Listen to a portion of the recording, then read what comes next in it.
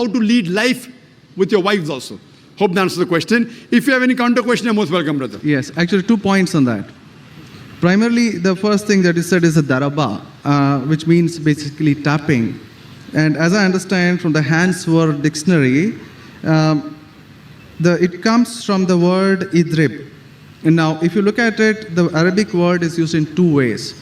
One, to strike up a poem, the word idrib, from which the word darwa is taken out. The first is to strike up a poem, and the second, which is used 12 times in the Quran, is a physical action of striking. Strike off? Strike up a poem, or Strike second, up a poem. strike up a poem, metaphorically. Second part is the physical action of striking. It's used again in Surah 8:12, wherein it about an angel, strike off their heads, strike off the very tips of their fingers. The same word is used. So how can the same word be interpreted there as lightly, but here as Very cutting good off question. the second part? Very good question.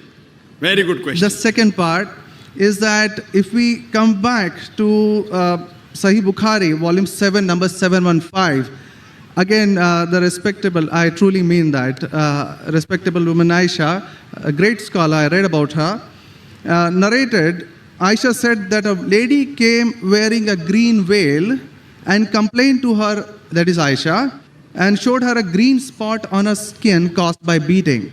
It was the habit at that time for women to support each other, means when they get beaten up, so you support each other.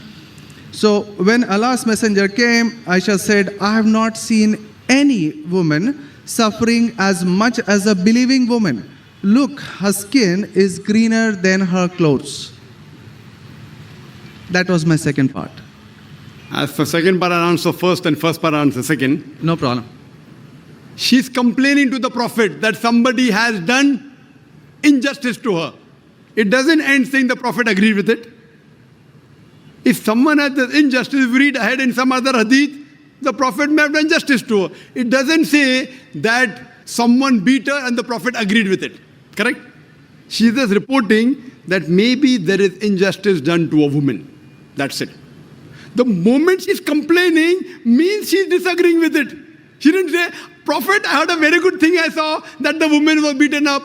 The moment she's complaining means the wife, Hazrat Aisha, may Allah be pleased with her, disapproved of it.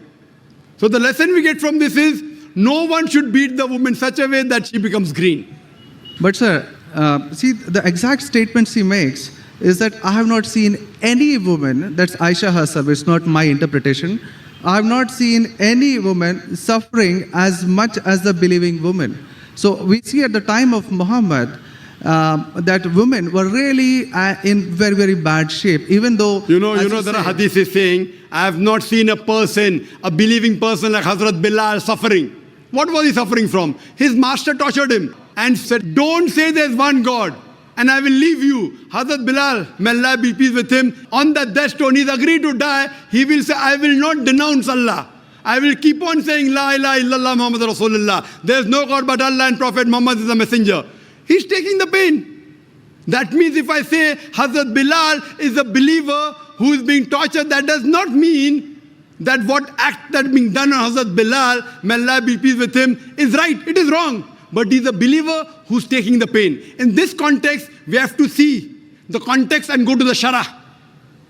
You have to see Fath al-Bari. And what was the woman? What was she? Who tortured her? Was it the master? Was she a slave woman? You have to go to the Shara. I'm not a muhaddith.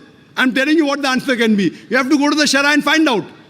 Why was she? Who hit her? Who beat her? Did the husband do? Was the husband a believer? There are 10,000 reasons.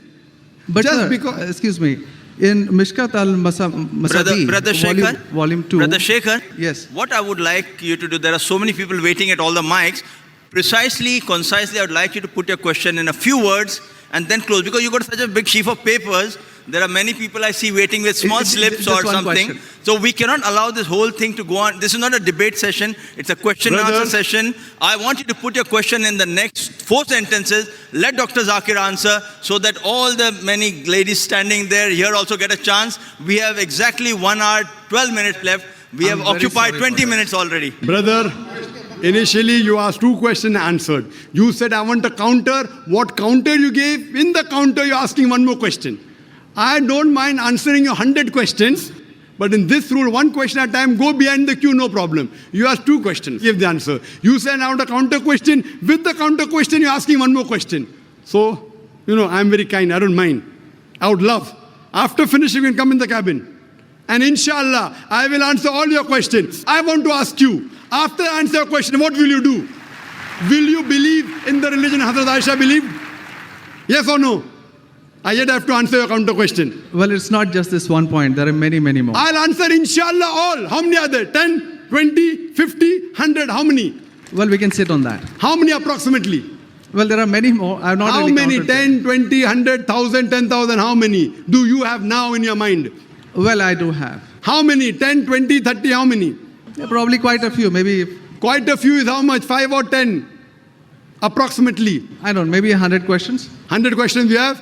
Brother, after this session is over, we sit together. Okay?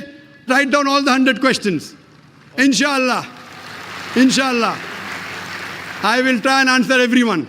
Okay? I request you, we'll spend the full night together. I don't mind, because you're a seeker of truth. And I'm also a seeker of truth, and my job is to try and clarify the truth. Not that I'm a scholar. I will try and answer all your 100 questions. But I doubt whether you'll be able to write 100 questions. I doubt. Coming to your main counter question, brother. That will be basic counter question. Counter question of yours is that daraba has got 2 meanings. One is strike off the head. You ask me then, how do you come to know which is correct? Correct? Exactly. In the counter question, don't ask 1 more question. That means you're breaking the rule. Sir, I'm just refuting what you said. Not refuting. See, you asked a counter question. Counter question was of daraba, has got meaning of striking. That is the counter question. In that counter question, you asked 1 more question. You can't ask 1 more question in a counter question. You can ask 1 counter question, but that was a fresh question that you asked. Now coming to your question of daraba. You said striking, I agree with you. How do you come to know one time it is lightly beating, one time it is striking of the head? You know the verse in the Quran is there in Surah Maryam, chapter 19, verse number 47. Mary, may Allah be pleased with her, she says, when Archangel Gabriel says that you shall have a son. So she says, how shall I have a son when no man has touched me? How shall I have a son when no man has touched me? Now if you go to the Lugha, your hands wear dictionary, all lanes, I believe you read my dictionaries, all this looking on the internet. It's not difficult. You go on the internet and type, you'll get 100 questions against Islam. Not 100, you'll get 1,000. Very easy. Not that a person has done research. If you had done research, you'd have come to know who was whose father and who was whose husband and mother, everything. But you go on the internet, you get this very easy. Now, the Arabic word masa has got 2 meanings. Physical touch, it means sexual touch. So when Mary, may Allah be pleased with her, she says, how shall I have a son when no man has touched me? It is understood, it is not physical touch, it is sexual touch. Correct? Yes. Similarly, there are several verses in the Quran. Now when there are 2, 3 meanings, even both can be correct or one can be correct. To have more details, you go to the hadith. Hadith is the commentary of the verse of the Quran. Correct? Maybe the same word has got 2 meanings. In that verse, it means meaning number 1. In the second verse, it meaning number 2. Hadith is the commentary. So when we go to the hadith of this Surah Nisa, chapter 4, verse 34, talking about daraba, there the Prophet said, do not beat on the face. Do not leave a mark. Beat like a toothbrush. I gave the answer, but you were so much concentrating on the notes you have that you forgot my answer. If you have heard my answer, that if there are 2, 3 meanings, all meanings cannot be right.